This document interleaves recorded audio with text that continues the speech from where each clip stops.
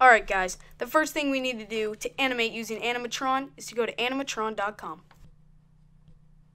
And when you get to animatron.com, I do encourage you to take a few minutes and explore the website, particularly the homepage.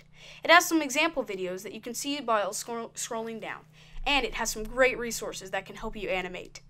So, if you want to take a minute to do that, please pause the video and go ahead and do that.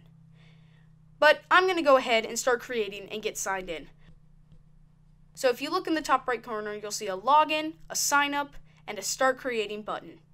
So if you click start creating, it will go ahead and take you to the workspace and log you in as a guest.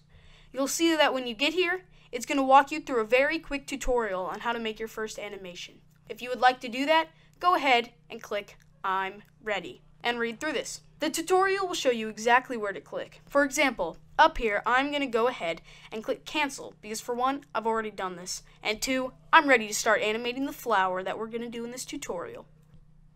Now, I'm going to start by getting logged in. If you noticed in the top right corner, it says sign in.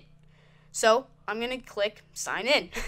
I can connect with my Facebook, Google, Twitter, Dribbble, or Animatron account. I'm going to go ahead and connect with my Google account. If you are a school using Google Apps for education, your students and teachers should have Google Apps accounts, and you can go ahead and log in with your Google account. If you're using something else, you can do that too. Alrighty, so I just got logged in. I see some projects that have already started. I'm going to go ahead and click New Project. And I'm here in my workspace. You'll notice up in the top right corner, you should now see that you are logged in.